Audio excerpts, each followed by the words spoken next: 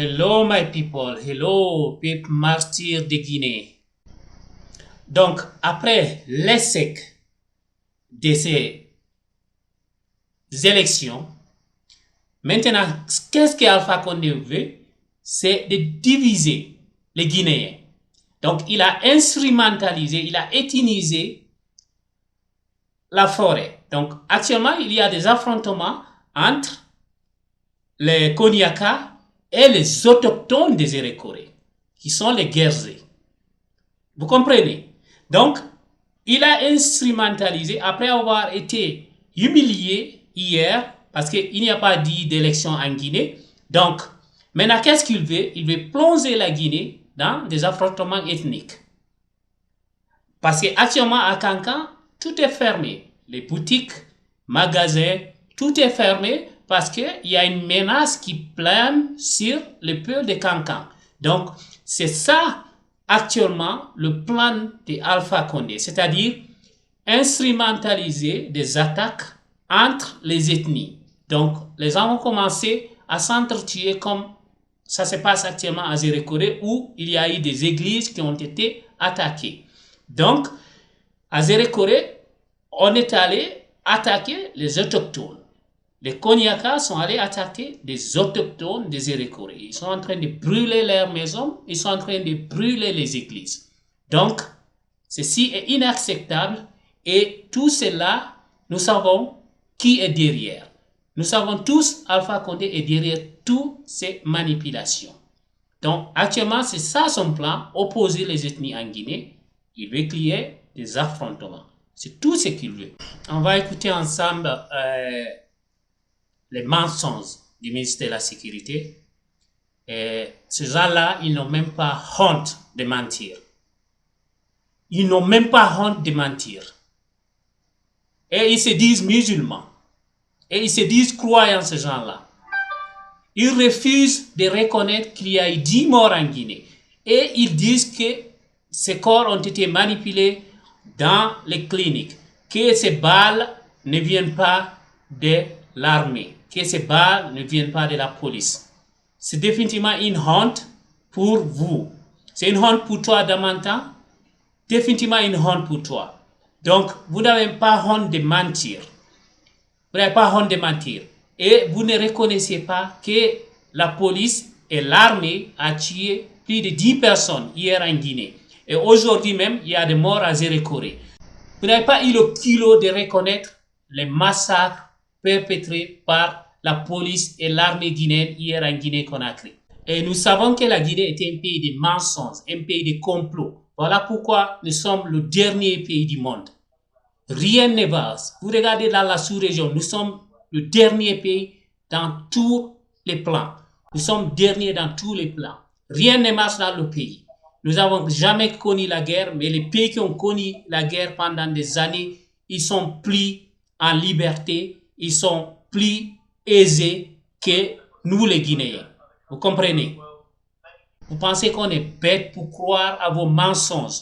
Ils disent qu'ils ont arrêté la personne qui a tué Issa Yero, mais c'est des mensonges. Nous vous connaissons. Nous savons que tous ceux qui sont au pouvoir aujourd'hui, ce sont des menteurs et des criminels. Donc, je vais vous laisser regarder cette vidéo. Donc, si vous avez un seau à la maison, peut-être mettez un seau à côté de vous parce que ces mensonges-là pourront faire vomir certains d'entre vous. D'avoir accepté de venir nous écouter, échanger avec nous.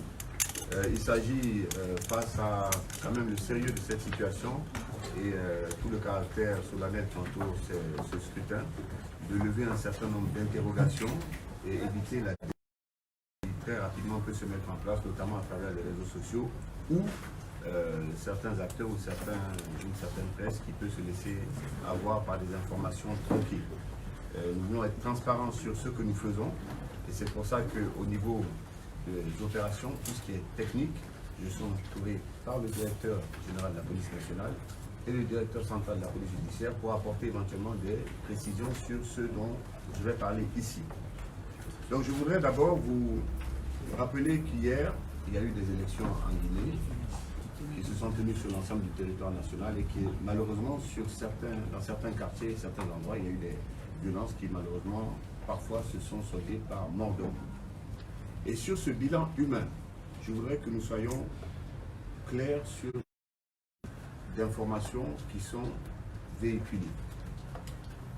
En ce qui concerne le département de la sécurité, il ne sera jamais question d'occulter la réalité ou d'atténuer ou d'édulcorer ce qui se passe sur le terrain. Nous avons une obligation et une responsabilité vis-à-vis des citoyens et vis-à-vis de la justice, c'est de rapporter les faits que nous vérifions. À la clôture du communiqué hier à 18 h et à sa diffusion à 19 h, nous avions enregistré au niveau des hôpitaux légalement habilités, c'est-à-dire qui ont des morts à recevoir des victimes, 4 victimes. Après le communiqué, dans la soirée d'hier, dans la nuit, une 5e victime a été enregistrée et nous avons eu la confirmation exacte par le directeur général de la police. Il y avait également eu une victime, il y avait un débat sur le fait de savoir est-ce qu'il avait été touché à l'épaule, est-ce qu'il était vivant. Il n'a eu la confirmation que la nuit. Et donc, c'est le bilan que nous avons aujourd'hui des dépouilles mortelles qui sont dans nos hôpitaux. Peut-être qu'un peu plus tard, le directeur central de la police judiciaire vous en dira plus sur les informations que nous avons reçues, mais que nous ne pouvons pas vérifier au moment où nous parlons. Sur ces victimes, je l'ai dit, il y a une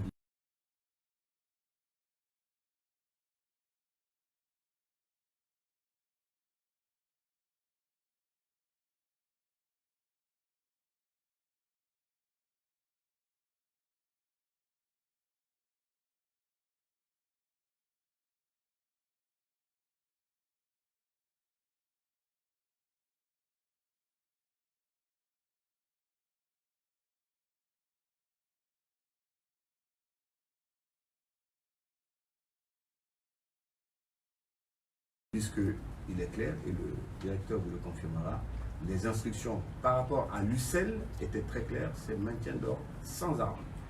Pourquoi il a été en possession d'une arme, comment il a été amené à l'utiliser, est-ce que c'est effectivement lui, puisque la présomption d'innocence doit jouer, on verra, l'enquête nous dira la suite, je ne peux pas m'avancer trop dans cette matière. On a eu par le passé plusieurs cas de mort déclarés. Après vérification, on s'est rendu compte que ces morts étaient soit la veille, soit l'avant-veille, et qu'elles étaient mises sur le compte des manifestations, qu'on peut notre prudence lorsqu'on annonce des décès.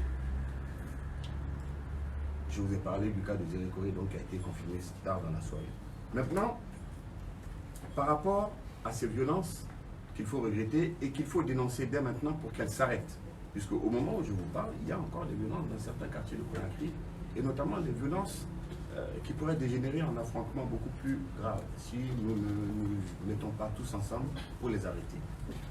Vous êtes témoins comme moi, comme l'ensemble du gouvernement et des Guinéens, des appels à la violence explicites qui ont été faits depuis plusieurs mois par rapport à ces scrutins, par rapport au référendum constitutionnel.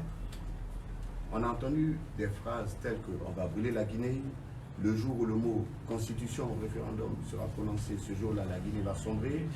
On marche lundi, mardi, mercredi et jeudi, on est au palais. C'est la fin des manifestations pacifiques, des tracts, des menaces distribuées, des attaques contre les ambassades, celle de Sierra Leone qui s'est soldée par un mort en Sierra Leone.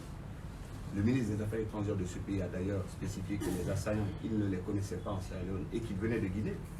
À Dakar, l'ambassade attaquée, le drapeau de la République piétiné. Je ne vois pas en quoi cela concerne le scrutin législatif et le référendum. Au Royaume-Uni, au Gabon. Hier, des familles ont été assiégées à leur domicile, notamment à Jean-Paul II, à Kakimbo, à Tobolon, à Somphoniakas et dans d'autres quartiers. Et la plupart du temps, les assaillants venaient de Bomboli ou de quartiers qui sont à côté de ce quartier-là. Ces familles ont été assiégées avec des personnes qui avaient des armes à feu, des armes de chasse, du calibre 12 et des armes de guerre. Aujourd'hui, au moment où on parle, il y a des concessions qui sont menacées dans les mêmes quartiers et aux alentours, parce que tout simplement, hier, ils sont allés voter. Je vous rappelle qu'il y a quelques jours, il y a 2 jours, la concession du chef de quartier de Wanidara a été brûlée.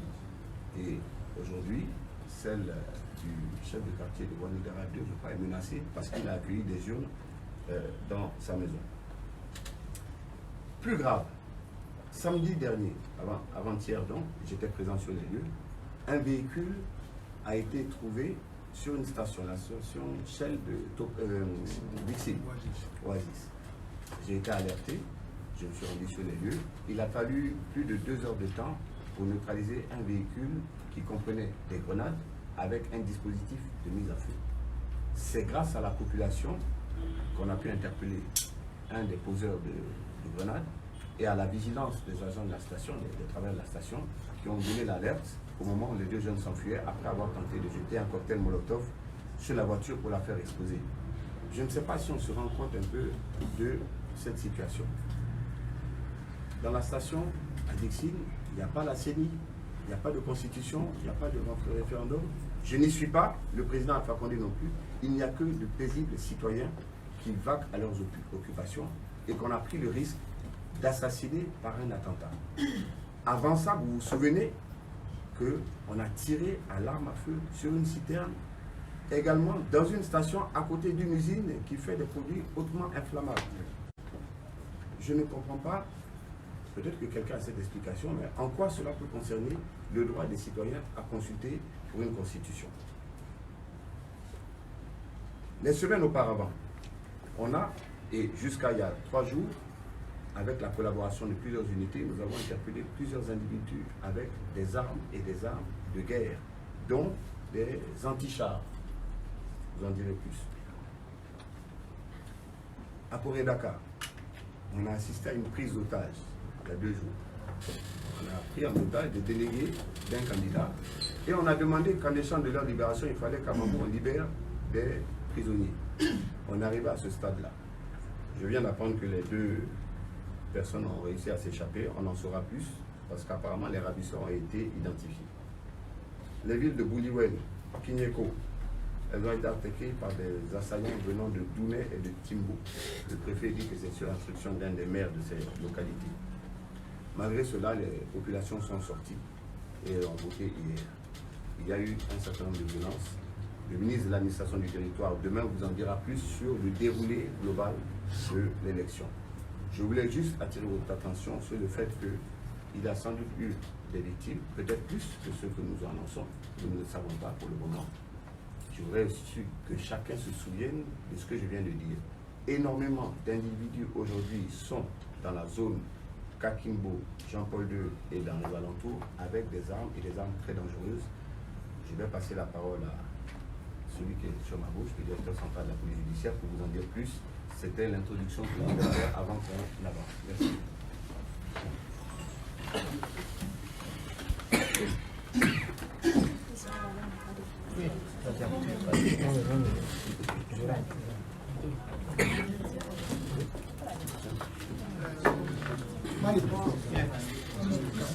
En déplaçant les diplômes. C'est bon.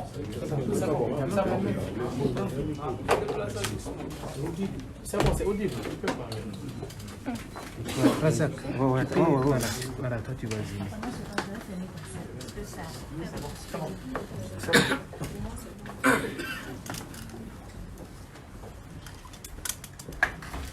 Merci, Monsieur le ministre. Avec la permission de la hiérarchie, en général, et chers collègues, merci de m'avoir donné l'opportunité pour communiquer sur les activités de lutte contre la criminalité dans le contexte des élections, mais aussi des activités de résistance active déclarées par certaines organisations de la société civile, mais aussi politique. Vous me permettrez de vous donner le plan d'intervention. Nous allons au premier lieu parler des cas de jeunes armés dont nous avons constaté au cours de nos patrouilles des 3 derniers jours dans certains secteurs criminogènes de Conakry. Ensuite, nous parlerons du cas de gestion des corps des personnes décédées dont l'information nous a été rapportée. Au troisième point, nous allons parler des cas de personnes interpellées ou activement recherchées pour détention d'armes. Par la suite, sur instruction, nous allons donner des éléments d'information. Mais nous ne pouvons donner des détails sur les saisies d'armes de guerre que nous avons effectuées ces derniers jours, les 10 derniers jours. Avec la permission de Monsieur le ministre, vous comprendrez que 3 jours avant les élections, nos services étaient mobilisés et consignés afin de procéder dans la mesure du possible à la sécurisation effective des populations et de leurs biens. C'est dans ce cadre qu'au cours de nos patrouilles et de nos interventions sur demande de la population menacée, que des jeunes ont été trouvés porteurs d'armes de guerre, notamment dans le secteur de Kakimbo, dans la commune de Ratoma, dans le secteur aussi de Jean-Paul II, notamment le secteur Molatouréa, et aussi la route qui mène à la pharmacie de Amdalaï. Ça, c'est dans le quartier Amdalaï, dans la commune de Ratoma. Ceci nous interpelle en quoi? Au cours des manifestations, que nous soyons appelés à intervenir pour secourir des personnes qui sont en détresse dans leur maison, et qu'au cours de ces interventions, nous trouvons des jeunes gens en train non seulement d'agresser ceux qui nous ont appelés au secours, mais aussi nos agents de force de l'ordre qui viennent pour porter leur secours. Et qu'au cours de nos interventions, nous entendons des coups de feu d'armes de guerre qui sont distinctement reconnaissables de tous les coups de feu d'armes qui peuvent être entendus. Conséquemment, la mission change de nature. Je parlerai spécifiquement de 2 cas qui se sont produits effectivement hier 20 au cours de 2 de nos interventions sur la demande des personnes en détresse. Un, c'était dans le quartier Kakimbo. Dans ce quartier, situé au-delà de la route qui est la contournante à partir du pont de Kakimbo pour aller vers la résidence de Madame Adja Assatoubela, nous avons été appelés pour intervenir des centaines de jeunes armés de gourdins et de pierres qui ont pris en otage ces familles dans ce secteur. Nos autorités, à travers le canal de communication de la police, nous ont instruit d'intervenir promptement. Et nous sommes arrivés dans les minutes qui ont suivi, constater ceci. Un grand nombre de jeunes que nous avons rencontrés en train de quitter le secteur de Kakimbo pour descendre vers le terrain de football. Par curiosité, nous avons vérifié, est-ce que c'est des jeunes qui sont sortis pour aller voter ou ce sont des jeunes dont nous devrons identifier pour savoir si ce sont eux qui ont agressé. Nous procédons à la vérification des doigts et nous avons trouvé que le grand nombre avait la trace de l'encre indélébile. Et ce sont eux qui nous ont dit, vous avez devant vous des jeunes qui nous ont agressés et qui sont venus saccager le bureau de vote. Nous avons continué. Face à face, il y avait des groupes de jeunes munis de toutes sortes d'armes blanches. Des coups, des cailloux, mais aussi au-delà de cette position, quand nous avons donné l'ordre de se disperser et que nous avons donné l'instruction à nos hommes de procéder à leur interpellation, malgré la menace de cailloux et tout ce qu'ils avaient, des tirs ont retenti. Des coups de feu d'armes de guerre, notamment les AK-47. Par mesure de prudence, d'autant plus que nous avons réussi à les éloigner des familles en détresse et que nous avions autour de nous des jeunes du quartier aussi qui voulaient en découdre avec eux pour éviter l'affrontement, nous nous sommes interposés, demandé à cette jeunesse qui voulait repliquer, leur dire vous avez entendu des coups de feu, quittez les lieux, nous pouvons rester, mais vous quittez les lieux et vous nous laissez sécuriser la zone. Deuxièmement, une fois qu'ils sont descendus dans le bas-fond de Kakimbo, là où il n'y a plus assez d'habitations, nous avons jugé nécessaire de mettre une équipe du commissariat central de Ratoma. Et nous, n'étant pas dans le dispositif de maintien d'ordre pour les élections, donc les services de lutte contre la criminalité, nous avons jugé nécessaire de replier pour éviter qu'en cherchant coûte que coûte à arrêter des hommes armés, nous sommes obligés d'utiliser des armes et que cela est interdit ce jour-là. Nous avons préféré mettre ce qu'on appelle dans notre jargon un tampon, c'est-à-dire une équipe de surveillance et de maintien d'ordre, et nous avons quitté les lieux. Au même moment que nous quittions ces lieux, nous avons été appelés d'urgence d'intervenir dans le secteur de Jean-Paul II. En fait, c'est le quartier Amdallah. Et là, nous sommes revenus avec la même force et constaté des cas encore similaires. Quel cas il s'agit? Nous avons trouvé à partir de l'école primaire de Ratoma Kolimodou, qui est sur l'axe Carrefour Cinéma Robané Jean-Paul II, on a trouvé un grand regroupement de jeunes du quartier qui nous ont interpellés pour dire qu'au-delà de l'hôpital Jean-Paul II, il y a un groupe de jeunes armés de fusils Kalachnikov. Alors, on a essayé d'évaluer la situation à ce niveau, recueillir les informations nécessaires et immédiatement continuer sur eux. Trouver qu'il y a eu des barrages, des pneus en feu, qui faisaient barrage du passage, on a dégagé, malgré notre présence physique, malgré nous étions effectivement reconnus comme étant de la police de lutte contre la grande criminalité. Parce que nous avons nos lisibilités par rapport à ça. Ce groupe de jeunes n'a pas daigné quitter les lieux. Ils nous ont attendus de pied ferme. Alors, quelle a été notre attitude? Nous avons donné des sommations et demandé à la population civile qui commençait déjà à jeter des pierres de quitter. Parce que nous sommes à côté d'un site sensible, notamment un hôpital. Deuxièmement, des civils qui sont autour de nous, en cas de tir, pourraient éventuellement être touchés. Alors on a demandé à ce qu'ils quittent la scène. Nous avons réussi à repousser ce groupe qui était armé de 2 Kalachnikov, des personnes que nous avons à vue. Et comme ils étaient armés, ils ont réussi à replier, n'ont pas jugé nécessaire de les poursuivre dans le quartier. Notamment, vous pourrez, par vos investigations, vérifier ces dires. Il y a un garage, le secteur même porte le nom garage. Il s'agit d'une cour fermée, permanemment fermée, qui est un ancien garage de vieux camions. C'est leur point de repère.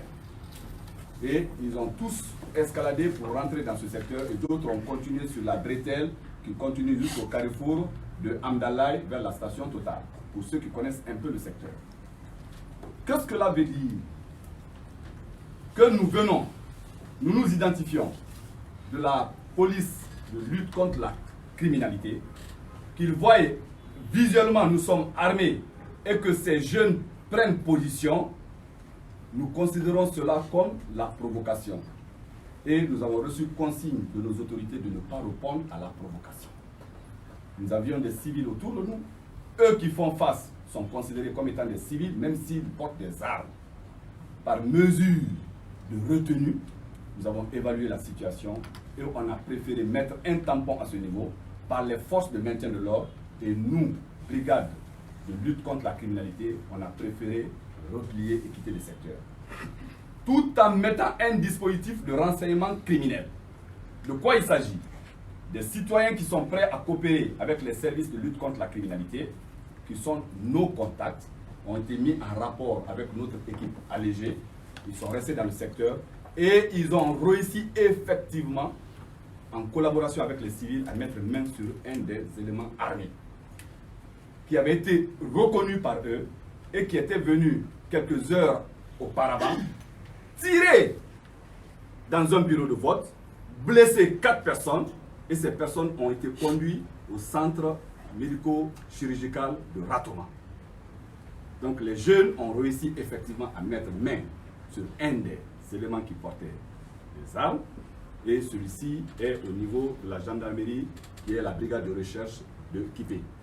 Nous allons nous mettre en rapport avec ces services d'investigation pour recueillir le maximum d'informations sur cette situation. Jusqu'au moment où je vous parle, nos éléments continuent à recueillir des informations et des renseignements criminels sur ces sites. En ce qui est de la gestion des cas de mort qui nous a été rapporté, j'ai apporté d'abord une précision.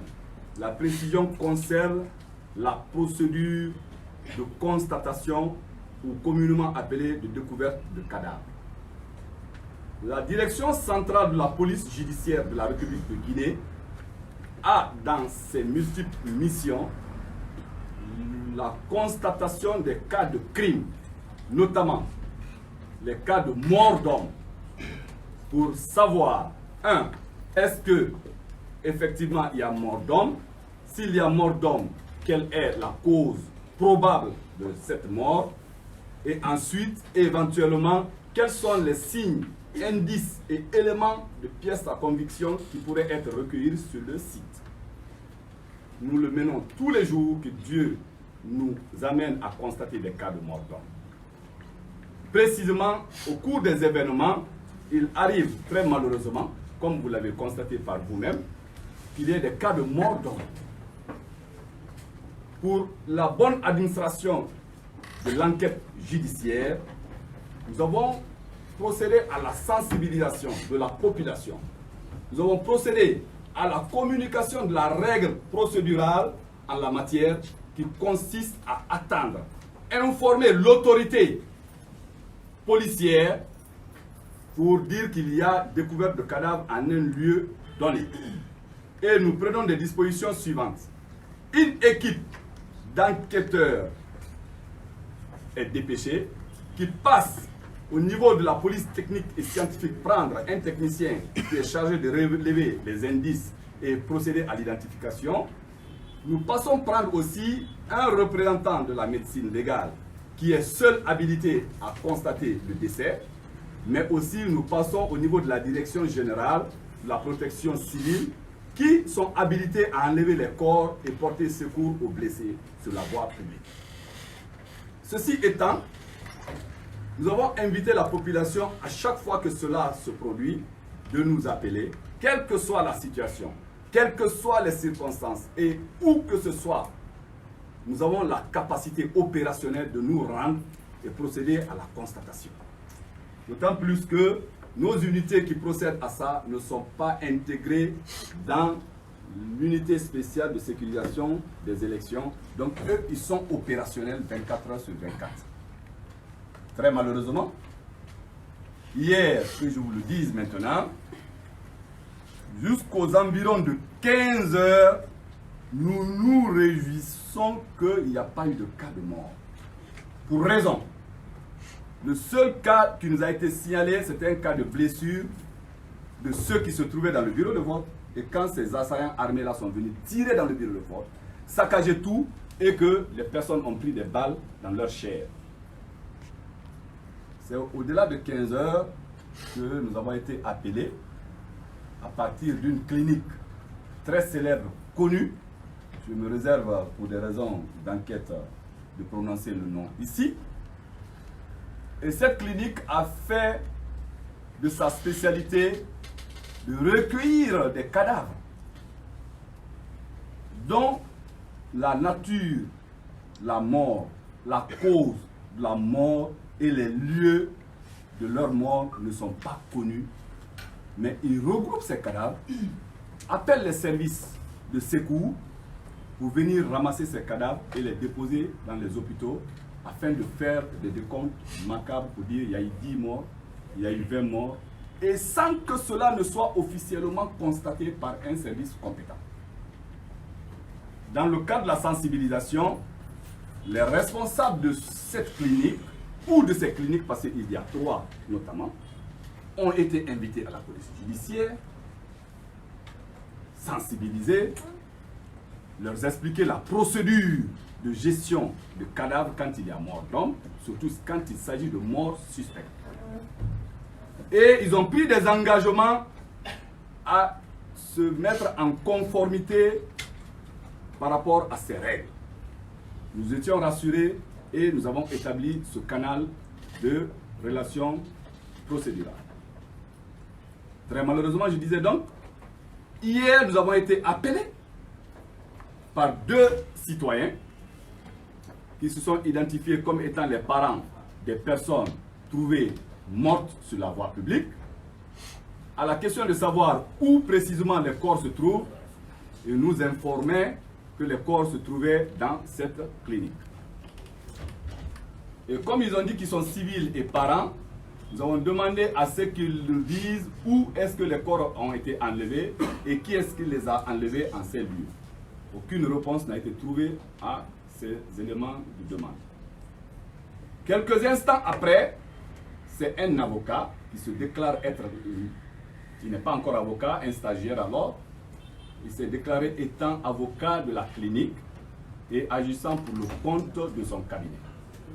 Après l'avoir identifié, nous avons posé la question de savoir de quoi il s'agit. Il dit, directeur, nous avons 2 corps dans la clinique telle et nous vous demandons de venir chercher ces corps. Alors, j'ai essayé de comprendre de quoi il s'agit. Je lui ai posé les mêmes questions qui ont été posées aux civils. Il n'était pas à même ni nous donner le nom des personnes décédées, ni les lieux où ils ont été trouvés, et non plus les personnes qui ont déposé les corps dans cette clinique. N'ayant pas réussi à nous donner ces éléments d'information, nous sommes allés un peu plus loin afin qu'il nous donne un responsable de la clinique afin que nous communiquions avec l'intéressé. Notre demande là aussi n'a pas été satisfaite.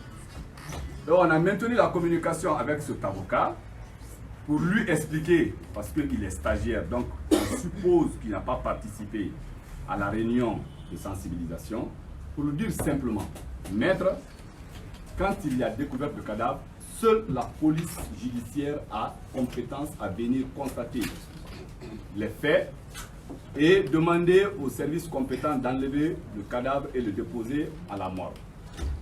Nous avons remarqué que cette clinique dont vous êtes l'avocat, tout le temps procède à la même chose. Deuxièmement, on vous précise que la police ne transporte pas les cadavres.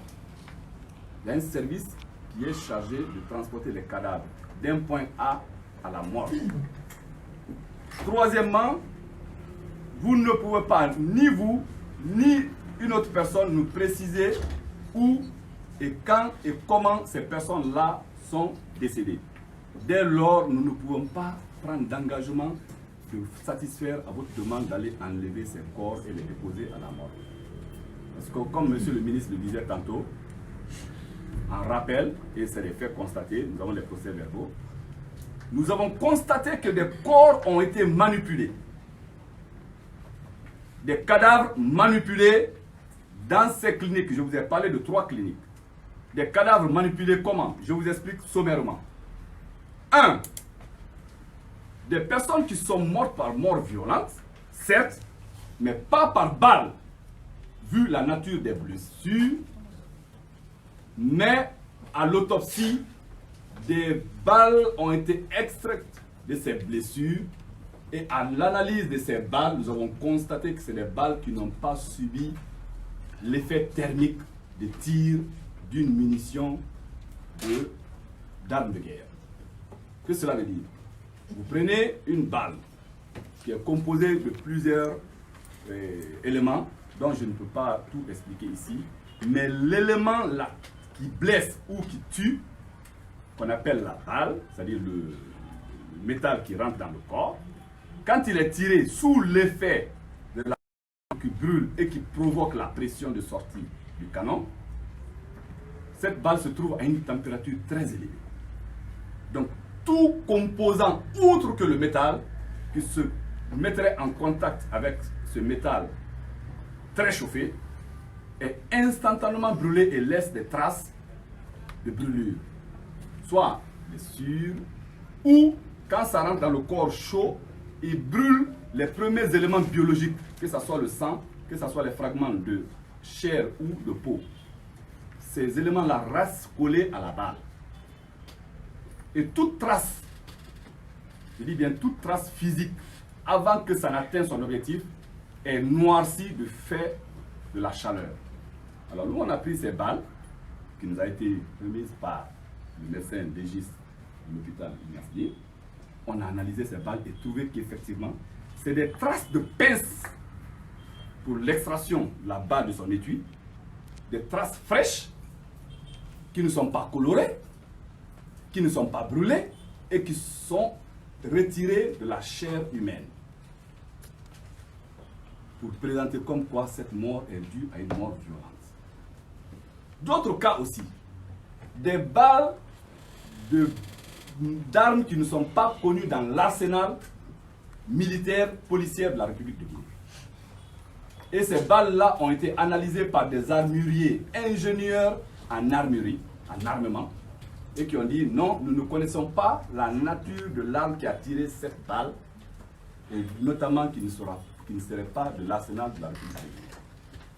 Je voulais mettre ça à votre disposition. Pourquoi nous avons pris des dispositions de ne pas prendre en charge des cadavres dont la mort n'a pas été constatée par les services compétents. Telle est la loi et telle est la procédure de constatation.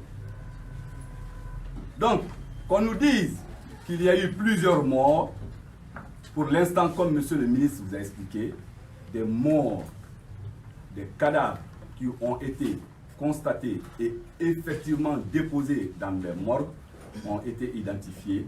Et sur 3 cas, il y a un cas qui nous intéresse et dont je voulais vous parler avec la permission de monsieur le ministre.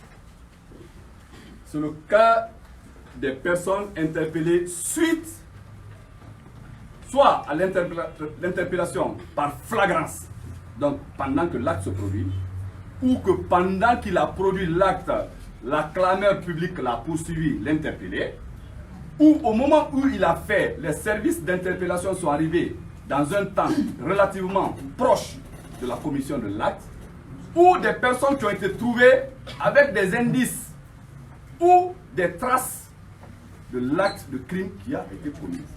Tout cela rentre dans le cadre de la flagrance. Nous avons été appelés pour nous signaler que dans le secteur de Ansoumania, la dame qui répond au nom de Issa, une ménagère de 28 ans si je me trompe, les informations n'étant pas ici, qui a trouvé la mort dans ce secteur. Les médecins légistes vont se prononcer sur la nature de la blessure, la cause de la mort, et nous pourrons intégrer ces éléments-là dans notre procédure. Mais, sur le champ, les personnes qui étaient sur place ont réussi à identifier un suspect, pousser la force de l'ordre à mettre main sur l'intéressé et le conduire dans les services de recherche et investigation de la sécurité nationale. Cette personne a été identifiée et des procédures de poursuite ont été engagées contre l'arme utilisée, dans quelles circonstances l'arme a été utilisée et pourquoi cela s'est produit. Les enquêtes vont vous édifier davantage. Cela veut dire quoi? Que ce soit dans le quartier Kakibo, où des jeunes armés ont fait front, non seulement aux civils, mais aussi aux services de police, que ce soit à Jean-Paul II, où des hommes armés sont venus tirer dans les bureaux de vote, blesser des personnes, que ce soit au niveau de Ansoumania, ou que ce soit à Monatouréa, à Koloma, partout où nous avons été appelés, c'est parce que ces personnes-là n'étaient pas des manifestants, mais étaient dotés ou étaient porteurs d'armes de guerre. Et aussi des armes de fabrication locale que je ne vais pas occulter ici. Il s'agit des pistolets de fabrication locale qui utilisent les cartouches de calibre 12 utilisées pour la chasse. Donc, c'était pour parler sur ces 3 points dont je vous ai dit. Et en information, nous, avec la permission de l'autorité bien sûr, nos services, la direction centrale de la police judiciaire, en rapport avec les autres services de sécurité, ont courant mois de février-mars, notamment ce mois de mars, parce que nous étions sur les recherches depuis longue date, ont mis main sur une grande quantité d'armes de guerre et de munitions de ces armes de guerre. Jusqu'alors, nous gardons la confidentialité sur ces saisies pour éviter la psychose, parce qu'il y a l'opportunité opérationnelle, mais aussi il y a l'opportunité de communication. Le moment n'étant pas très opportun à communiquer sur certains éléments de nos enquêtes, nous allons vous donner les grandes lignes. Il s'agit d'armes de guerre de différents types, notamment des armes communément appelées Kalachnikov. Il s'agit de AK-47 de fabrication d'origine diverse. Nous avons à ce jour plus d'une vingtaine d'AK-47 saisis sur des civils en rapport avec certains éléments militaires. Quand je dis militaire, c'est tout corps confondu. 2. Des armes collectives communément appelées FM. En fait, il s'agit des PK, des armes d'usage collectif et qui sont des armes, on appelle souvent des mitrailleurs. Des armes mitrailleuses de calibre différents aussi. Je ne peux pas donner tous les détails, vous allez m'excuser, mais ces armes-là sont le plus souvent utilisées sur des engins, soit des véhicules, donc montés sur trépied, soit sur des hélicoptères ou à bord des navires de guerre. Que ces armes-là se retrouvent dans la main des civils et dans le contexte actuel de crise, de violence, nous interpelle tous. Donc nous avons une dizaine d'armes collectives de type FM et d'origine diverse. D'autres sont connues dans l'arsenal de l'armée guinéenne et d'autres sont carrément étrangères à notre arsenal. 3. Ce qui est plus grave encore, en fait, ce sont des grenades de type anti-char qu'on appelle des roquettes. Ces roquettes-là ont été trouvées une bonne dizaine à l'état neuf et en plastique, avec tout ce qui est nécessaire pour leur utilisation, notamment les tubes de fusée qui propulsent l'arme et qui l'amorce aussi, qui permet l'explosion en cas de contact avec la cible.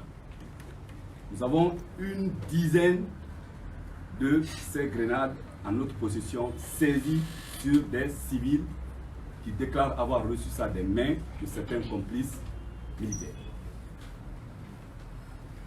En plus, nous avons trouvé d'autres modèles d'armes, notamment des carabines, mais qui n'ont jamais été identifiés, recensés par l'armée guinéenne.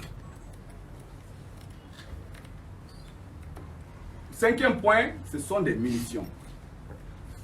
Vous savez, la caisse de munitions comporte 2 caissettes contenues dans la caisse.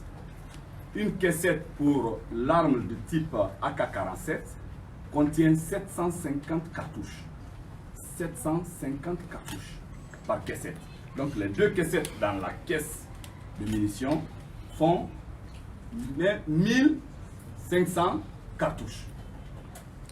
Nous avons 31 caissettes, si je ne m'abuse, saisies au cours des 3 opérations de saisie d'armes.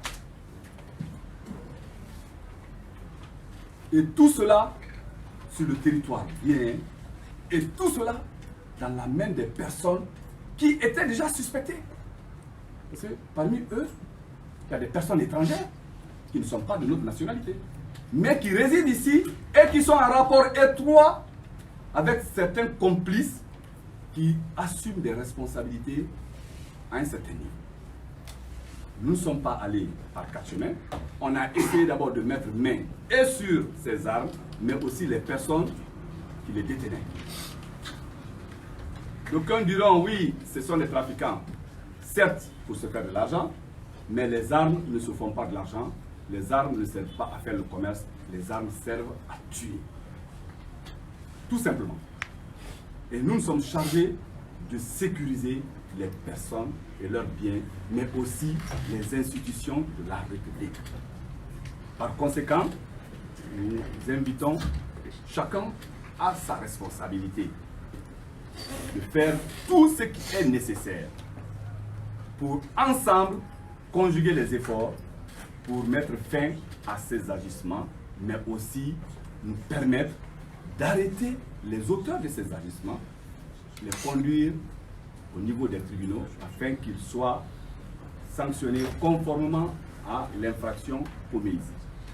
Et avec la permission de M. le ministre, voilà les éléments dont nous avions à communiquer afin que tout le monde soit informé de la situation sécuritaire et du travail accompli par les services de sécurité de la police nationale, notamment dans le cadre de la lutte contre la grande criminalité et la sécurisation de la population. Je vous remercie.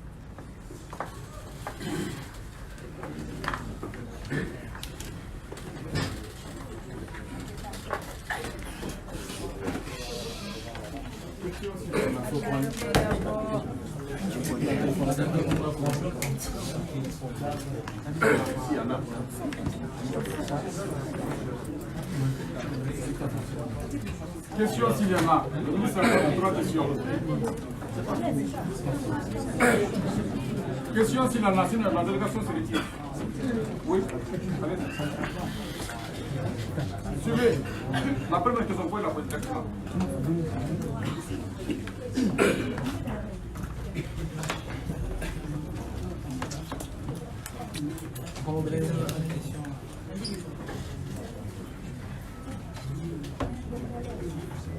La première question. Monsieur le ministre, Présentez-vous. moi c'est Ibrahim Baldé, je travaille pour le groupe Lynx. Je voudrais poser une question. C'est vrai, hier, on sait que l'UCL est composé de la police et de la gendarmerie. Ils sont chargés de sécuriser le processus électoral. Mais depuis samedi, on a vu sur les routes de Conakry des militaires qui étaient venus en appui à ces policiers, à ces gendarmes. D'autres même étaient armés parce que nous étions sur le terrain. On a vu ces armes avec ces militaires. Je voudrais avoir plus d'explications autour de la présence de ces militaires auprès des policiers et des gendarmes sur le terrain. Merci. On répond aux questions en même temps. Donc, effectivement, il y a un dispositif opérationnel qui a été mis en place et le général Baldé est là pour vous expliquer comment on fonctionne dans cette année. Est-ce que Baldé est à la tête? Bien, merci de la sécurité. Avec votre permission, je vais répondre. Grand sourire un peu. S'il vous plaît, on peut parler.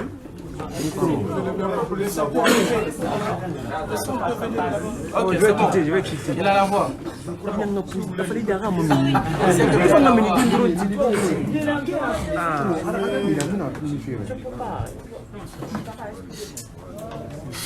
C'est bon, si vous élevez la voix, on peut tout savoir. Effectivement,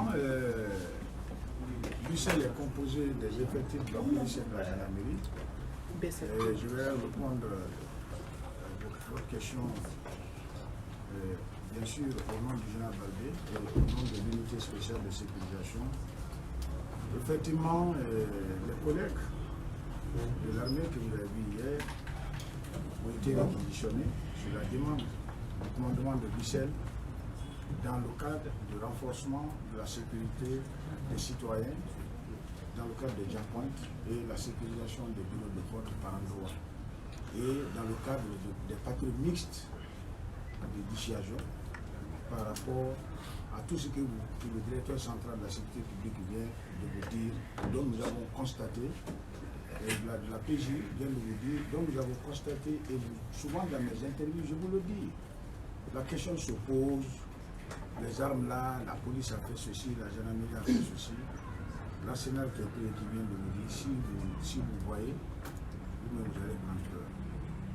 Et donc, depuis ce matin, quand vous partez à Kakimbo, demandez ceux qui habitent là-bas maintenant, c'est des tirs entre ces jeunes bandits-là et la police nationale par endroit.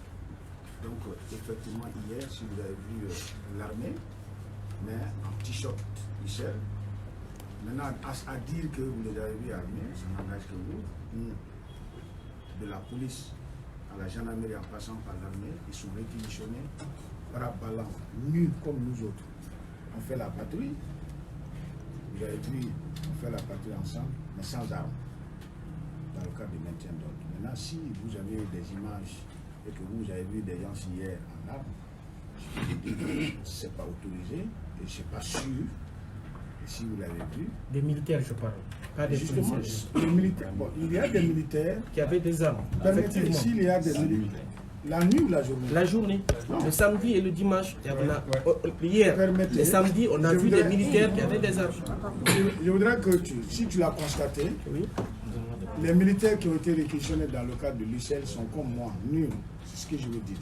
Maintenant, il y a des militaires qui, peut-être certainement en déplacement d'un pays à un pays, si par exemple, vous avez rencontré un convoi comme ça ne rentre pas dans le cadre de la sécurisation des élections.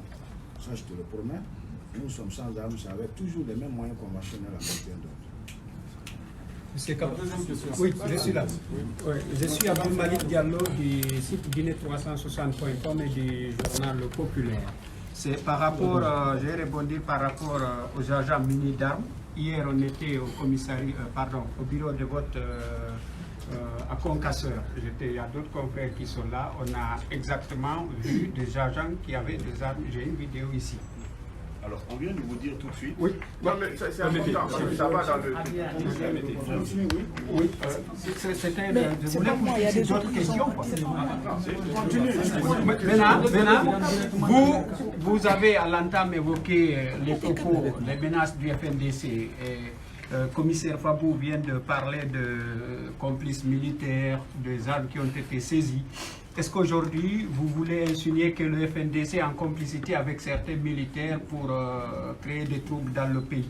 Et nous voulions un peu que vous nous parliez des intrusions des agents de force de l'ordre dans les domiciles, puisque ça a été le cas à Wanidara, on a été témoin.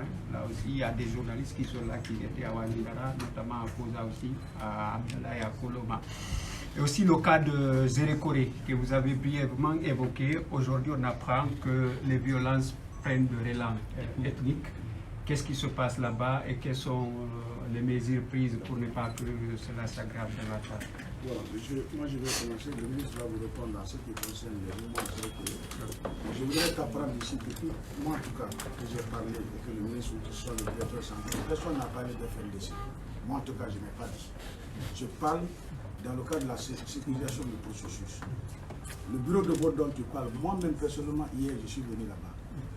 Effectivement, je l'approuve, mais la gendarmerie qui est à côté, en plus du dispositif général que nous faisons pour sécuriser la ville et les bureaux de vote, vous devez savoir que les agents qui sont planifiés dans les bureaux de vote sont sans armes, même pas de patrouille.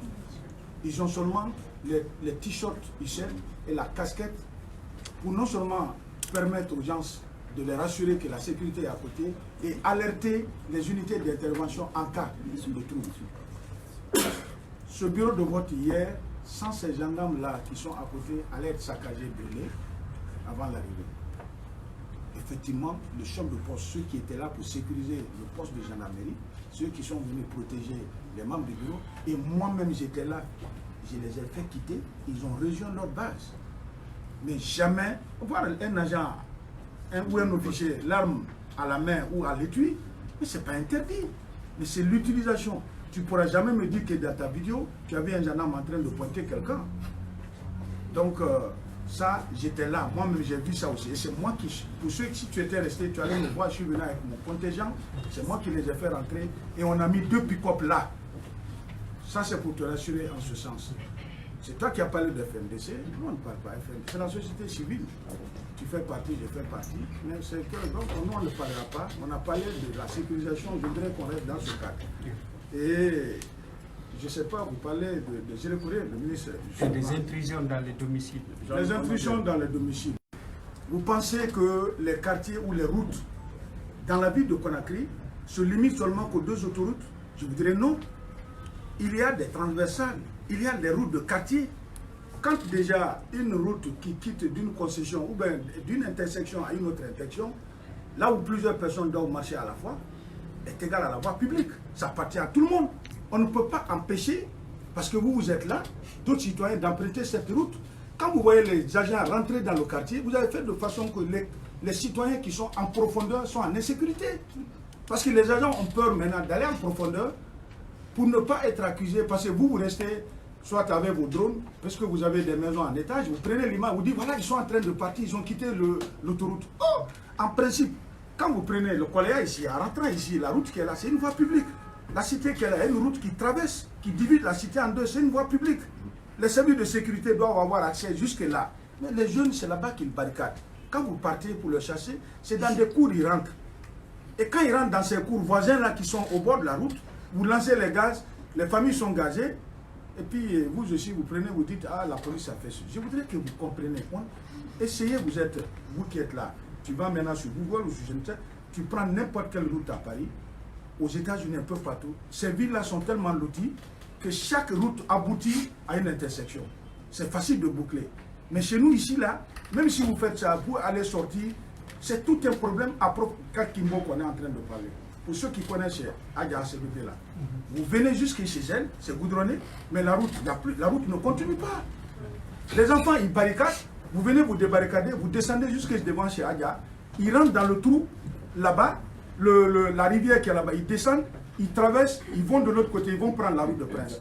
Vous imaginez les difficultés que nous avons. Quelqu'un qui va prendre l'image de la route qui descend chez Adja, comment on appelle Adja Setoubé là. J'allais dire que les agents sont rentrés dans le quartier, en plus de la route qui descend chez Adja Setoubé là. Il y a une autre route qui va tout droit. Si vous vous imaginez, ce sont ces familles-là qui sont menacées jusqu'à l'instant. Est-ce qu'on n'a pas droit à aller protéger ces gens-là? Il faut aller les protéger. Et ces agents-là qui viennent mettre le feu à la concession des gens, ils courent, ils rentrent dans l'autre concession. Il faut les prendre dans le cadre de flagrant délit. Donc, il faudrait que vous compreniez cela. Vous, les journalistes, là, si vous ne facilitez pas, toi qui es assis là, si tu es atteint, il y a des gens, quelqu'un m'a dit, il est à Demoudoula ou il est associé. Demoudoula, tout le monde connaît comment l'accès est. Si toi, tu m'appelles, ah, je n'ai pas bafoué, je suis agressé, comment je vais atteindre chez toi? Donc, voilà, il faut comprendre. Donc, c'est ce que je pourrais te répondre. Si... Je voulais rajouter juste quelque chose. Faites bien la distinction. C'est comme quand on parle de manifestation, dispositif de maintien d'ordre lié à la manifestation, dispositif de l'UCEL lié à l'élection, mais ce n'est pas pour autant que sur l'ensemble du territoire, il n'y a pas de problème de sécurité où des agents doivent être présents. Vous n'allez pas demander à une unité d'intervention de venir avec un cure-dent devant des gens qui sont en train de leur tirer dessus avec un AK-47. Donc, il faut bien faire cette différence-là. Sur les intrusions, je pense savoir de quoi vous voulez parler, puisque, effectivement, j'ai vu circuler des images d'agents qui seraient en train de casser ou rentrer dans la maison. Ça a été transmis au général qui est en train de faire ses enquêtes pour recouper l'information, authentifier les images et éventuellement faire je vous ai appelé hier sur un cas. Je voudrais, avec la permission, vous savez, suivez, écoutez, non, ne faut pas prendre. Oui, non, je prends. Où est le business? C'est-à-dire, le ministère de la Sécurité aujourd'hui, la direction générale a une contrainte énorme. Parce que nous avons un ministre de la Sécurité qui est journaliste, qui est comme vous, qui ne laisse rien passer. Tout ce que vous le balancez à la minute, il me balance et il dit de lui donner la solution. La vidéo dont vous parlez, on voit quelque part là-bas, on est en train de décrypter, on voit quelque chose genre bac 4. Mais je vous promets, ces jours-ci, comme on l'a fait précédemment, ça va être trouvé. Si c'est la bac 4, ils nous diront. Ce qui m'étonne, les intéressés là-bas, on voit le véhicule blanc bac 4, mais les intéressés sont entrés. nous sommes mélangés. Mais on va voir si c'est la BAC 4 qui est super, ou n'importe quelle BAC, ou n'importe quelle unité. Mais puisque le nom de l'unité est écrit, je vous promets, peut-être que demain ou après-demain, Mouri va vous appeler pour vous expliquer où l'agent qui a fait ça. Donc, soyez très clairs, tous nos véhicules sont matérialisés et sachez que nous n'avons rien à vous occulter, nous n'avons rien à cacher. D'abord, on n'avait pas l'habitude parce que vous savez que je n'ai pas peur de vous, j'ai l'habitude d'aller vers vous. Mais on a un ministre aujourd'hui encore qui communique plus que moi et mieux que moi et qui veut la vérité. Donc la pression est de façon, malgré que je ne suis pas le coordinateur des BAC, mais puisque je suis le directeur général, il m'a mis en demeure de retrouver les personnes et de savoir pourquoi ça. Heureusement, ceux-ci au moins ils sont en train de taper les boutiques avec les pieds, ce n'est pas Père Maca qui sont en train de tirer quelque part là-bas et ils ne sont pas en train de tuer. Mais si c'est des bandits, ils ont fait ça pour effrayer les gens, ou s'ils ont fait dans l'intention d'ouvrir les magasins, ils vont le regretter et on le saura et bientôt. La dernière question, c'était 3. Hein? Oui, attendez, c'est pas fini, on va juste faire une précision. Alors, merci Monsieur le Ministre. La précision est de 2 ordres. Quand vous parlez, d'insinuer, vous savez, les mots ont leur poids. Mais tout ce qui importe, c'est ce que je dis à la fin de ma communication, c'est l'objectif commun, qui est la sécurisation des personnes et de leurs biens. C'est la mission primordiale des forces de défense et de sécurité. Dans notre communication, il n'a nullement été question de dire le nom de qui que ce soit. Parce que nos actions, si les faits sont révélés, rentrent dans le cadre d'une procédure judiciaire. Et si des personnes sont identifiées comme responsables des faits criminels ou délictuels, ces personnes-là, nous leur exposerons les moyens de preuve que nous avons et nous les confondrons avec les faits qu'ils ont commis. Donc, nous n'insinuons rien du tout. Nous ne faisons aucune analyse dans nos points de presse. Nous exposons les faits et les faits-là sont liés à des personnes qui seront appelées au moment venu de répondre de leurs responsabilités. Pour illustrer en ce qui concerne l'intrusion des forces de défense et de sécurité dans les quartiers, voire dans les concessions, le ministre l'a dit, quand les faits sont tels que des personnes en détresse nous appellent de leur venir au secours et que nous arrivons, nous constatons effectivement que la menace est réelle et imminente, nous n'attendons pas de procédure. On ne s'encombre pas d'a priori.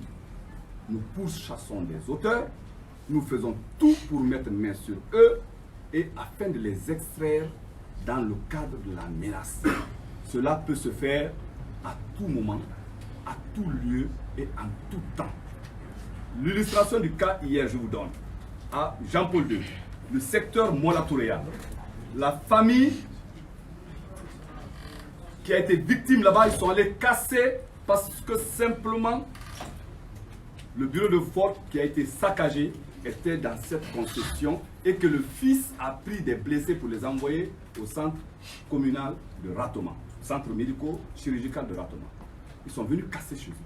Mais ils le font devant leurs propres voisins. C'est-à-dire ceux qui sont en hauteur, dans le secteur de Nyariwada, de Kakimbo, viennent s'attaquer à ceux qui sont en Molatouréa. Et donc ces deux camps-là s'affrontaient. Un camp était armé de 2 Kalachnikov et les autres étaient décidés d'en découdre. Une fois qu'on a réussi à s'interposer entre les deux camps, les gens qui étaient armés et que nous avons identifiés, qu'est-ce que nous pouvions faire? Les poursuivre et que dans leur fuite, ils se mettent à tirer sur des gens? Donc, par conséquent, nous ne l'avons pas fait.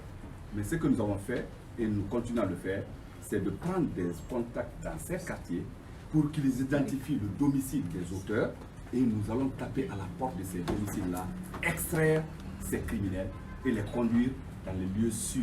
Cela, si vous appelez ça intrusion, effectivement, nous rentrons dans les domiciles quand des criminels sont identifiés. Il y a eu 2 cas où ils ont été signalés par des civils. Les civils sont venus jusqu'à la porte. Nous avons tapé, on a ouvert la porte parce qu'ils n'ont pas voulu ouvrir et nous avons trouvé l'arme avec les 3 jeunes qui étaient identifiés. C'est ce que nous appelons la collaboration de la population afin de lutter contre le crime. La question sur Zérékoré. Il y a la question sur Zérékoré. Oui, effectivement, Zérékoré, nous apprenons qu'il y a de très vives tensions et pour laisser le travail de ceux qui sont là-bas pour tenter d'apaiser les tensions, nous n'allons pas nous exprimer en profondeur sur cette question. Il y a des gens qui sont sur le terrain en train de travailler et essayer de calmer la situation. Malheureusement, cette zone, elle est connue pour être une zone très conflictogène, avec des événements qui se sont déroulés par le passé, en 91, en 2013. Et donc, raison de plus pour la prendre avec beaucoup de précautions et éviter d'alimenter les polémiques et surtout les informations contradictoires.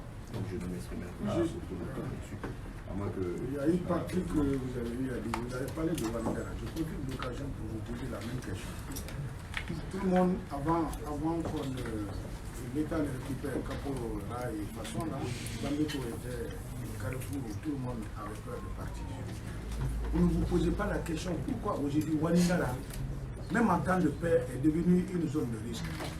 Je vous apprends, c'est là-bas le jeune brigadier a été égorgé. C'est là-bas le policier qui a été évacué en Chino-Guinéen dans un état très grave et émonteux. C'est là-bas qu'il a été poignardé. Je vous apprends, hier, il y a un policier qui était planifié dans un des bureaux de vote, a été attaqué là-bas. Actuellement, il est couché, vous pouvez aller vérifier au camp. Blessé, poignardé, tête blessée, sa moto brûlée. Ça vous dit rien? Ces gens-là, et les bureaux de vote, c'est pas sur l'autoroute, c'est dans le quartier. C'est interdit d'aller saluer une famille en profondeur ou d'aller prier dans la mosquée qui est en profondeur à Wanidara. Ça ne vous dit rien, la façon que les jeunes filles, les enfants, même certains pères de famille s'habillent là-bas, ça vous dit rien. Vous n'avez jamais vu de tels comportements dans un autre pays dans le monde. Vous pensez que ça va rester comme ça. Aujourd'hui, c'est nous les forces de sécurité qui souffrons. C'est vrai. Mais le jour que nous allons replier, vous allez voir ce qui va vous arriver. Il vous arrive des fois, si vous arrivez à des coins, si nous ne sommes pas là, vous ne pouvez pas avancer. Hier, j'étais de passage à Bambeto, Damdala pharmacie, l'ancien chef du RPG. Jusqu'à aller sortir, tout était barricadé. Lui de finesse qui est là, il pense que je ne l'ai pas vu. Il était posté après la mosquée là.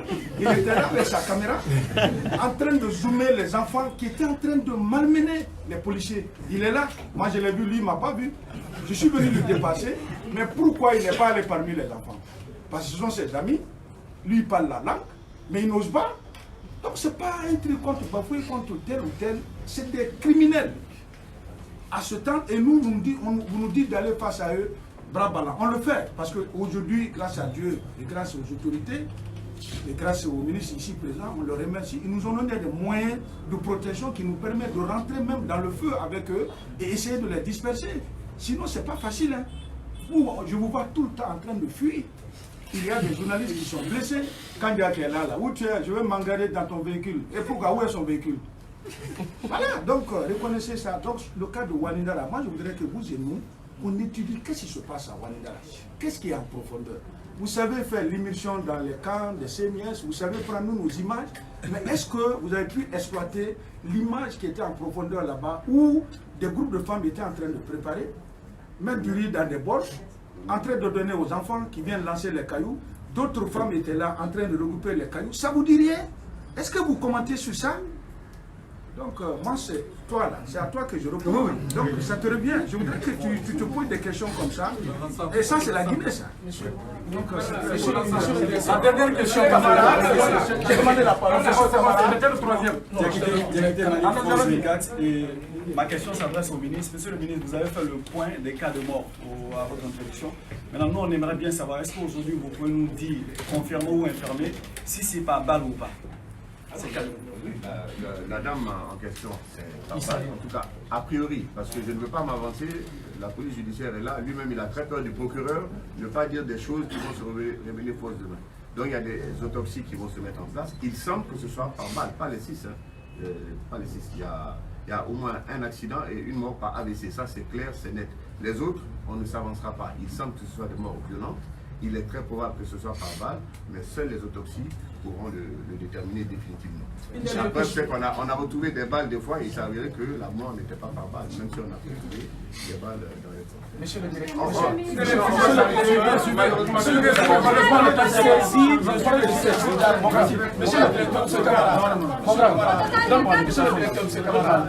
vous n'avez pas dit